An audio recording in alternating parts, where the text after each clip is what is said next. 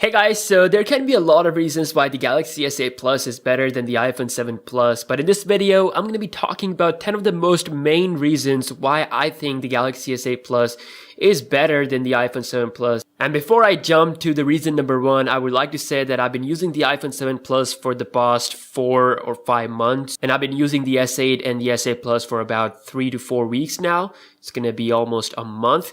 So yeah, let's get right into it. Okay, the first reason is pretty obvious. It's the new display, which Samsung calls Infinity Display. This is the new era. You can see the minimal bezels and they look absolutely amazing and beautiful. Like you really have to see this display in person in order to, truly experience its amazing look. And in comparison, the iPhone 7 Plus definitely feels outdated with its huge bezels and playing games, watching YouTube videos. Everything looks so great and crisp on the Galaxy S8 Plus. Like literally, there's no reason to defend the iPhone here. I'm not saying like it's a total crap display, but it is the end of an era, okay? So clearly, if this is something truly important to you, by all means, the Galaxy S8 Plus is the phone to go with. It clearly is the best on the market. Not only the best, but also the brightest. Next up, we have always on mode. I absolutely love this feature. It was first debuted with the Galaxy S6, and basically this includes some information such as your notification, you see your time, your date, battery percentage, and with the Galaxy S8 Plus, of course, you can tap on it and it gives you the music control as well. So, and because it has an AMOLED display, it looks so crisp and easily visible. But the iPhone 7 Plus, on the other hand, doesn't even have a LED notification. Like, you can't see anything when it's just lying on the table. If I want to check out notification or time or whatever I want to see, I have to unlock my phone or at least press the power button, to see that stuff. It doesn't wake up, and basically, without touching the phone, you can't do anything. So always on mode, it is definitely one of the most important features that if you're going to use Samsung phone for the first time, you will love it. You will absolutely love it. At number 3, we have Bluetooth 5.0. Now, this is something that will come later to the iPhone 8 this year, but since the Galaxy S8 is the latest phone, so it already has it. So Bluetooth 5.0 increases the range compared to the old Bluetooth 4.2 or whatever the iPhone has. And of course, you can have 2 devices at the same time connected to the Bluetooth. You can have different audio. So I use my AirPods as well as my speaker with the Galaxy S8. So I absolutely love this feature. And this is something that you cannot do with the iPhone 7 Plus. Next up, we have true multitasking. Now, despite having a big 5.5-inch display, there is no way you can use the iPhone's display to use 2 applications at the same time, like one at a time, that's it. But Samsung, on the other hand, has provided us this feature for years. So I'm in the gallery right now, and let's say if I want to use Google Chrome at the same time, so all I have to do is go into the multitasking tray, tap and hold on the gallery, and if I swipe on the top, it says drop here for split screen view. Or if I drop here, it's going to go into pop-up view. So you get a little bit of an advanced multitasking mode here with the Galaxy S8. I mean, split screen is something that is with every Android phone, every Android Nougat phone. But the pop-up view is definitely a Samsung's creation. So going into split screen mode, as you can see, the first half of the display takes the first application. And let's say if I open Google Chrome, as you can see, I'm using 2 applications on the same display. And it looks awesome. You can see that because of its fast processor, it's able to handle everything, 2 applications at the same time without any lag. And this is impossible to do on the iPhone. If you drop down, it goes into pop-up view mode, which is even better because now you can move it around and do other stuff. Let's say if I go into Instagram, there's a small icon of this application. Every time I press on it, and it shows me the application preview, and then I can, use it at the same time while scrolling on the other application. So bit more advanced multitasking with the Samsung devices. And again, it's all impossible to do on the 7 Plus. At number 5, we have fast charging. So the Galaxy S8 Plus features fast charging. It's a pretty obvious thing. I think it got debuted with the Galaxy S5 and the iPhone 7 Plus. It's a top-end flagship phone. It's like the only top-end flagship phone that does not have fast charging, and it is painful. I have used iPhone for 4 months, and the most painful thing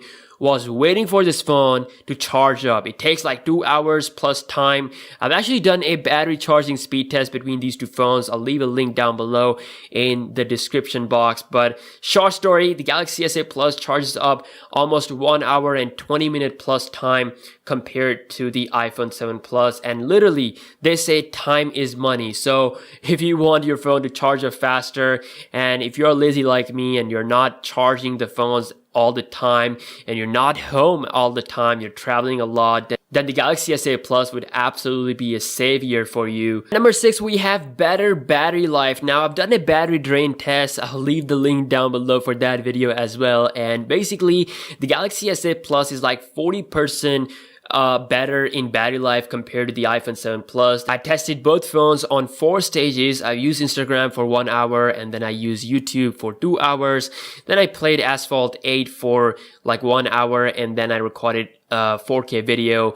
And doing all that, the Galaxy S8 Plus was still on 40% battery while the iPhone 7 Plus died. So again, for the proof, you can watch that video. So you are definitely getting better battery life on the S8 Plus. Alright, coming at number 7 is again another software edition from Samsung. It got added with the Galaxy Note 7 if I remember. So this is the secure folder where you can make secure copies of your apps and only you can access that information. You can see by default we have some applications such as camera, contacts, and gallery. If I go here into the camera and I quickly capture a picture, as you can see it is appearing on the gallery. But when I go out and check out the gallery that is outside of the secure folder, you can see it is not appearing here. It is nowhere to be seen. So if I go back, as you can see, it is protected by the pattern, or you can have it with the iris scanner or the fingerprint scanner. So if I go into the gallery that is inside of this secure folder, as you can see, the picture is right there. You can also add third-party applications by clicking here.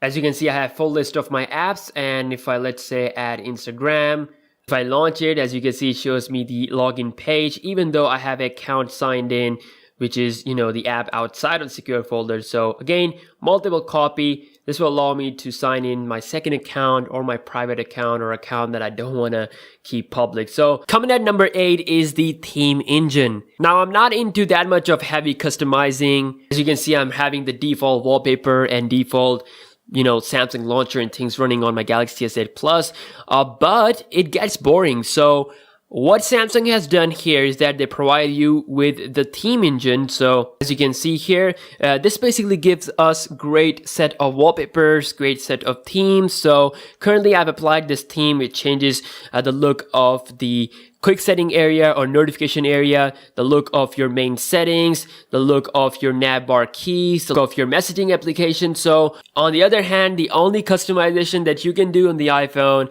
is just changing the wallpaper, and it gets incredibly boring. If you are that kind of person who don't do customization at all, you just like these icons sitting on the home screen, then that's okay. But after using this phone for like 4 months, I would really love to see a theme engine in iOS 11. Next up is the headphone jack. Yes, the S8 Plus still rocks the good old 3.5mm headphone jack, while on the iPhone you can only connect using the Lightning port, or you can use the Bluetooth headphones. And trust me, it was painful in the start, like the times when I forgot the 3.5mm converter and not being able to use the aux cable. I mean, it takes time to get used to not having the jack. So the S8 Plus, definitely, you're not bound to anything, not bound to one accessory, so you have a wide range of compatibility and you don't need any converter. It's just plug and play. Number 9, iris and facial scanner. Okay, so this can be gimmicky for some people, but I find this super cool. So apart from the normal fingerprint scanner, you can use the iris and facial sensor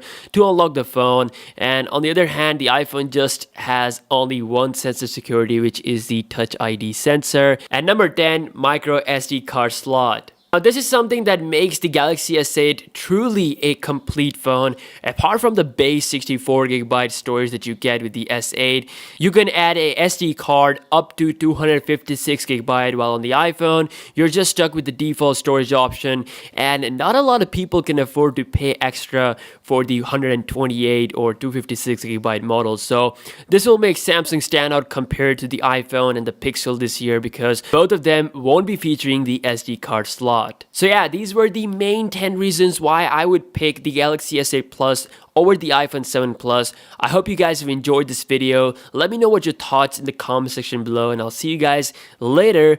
Peace out.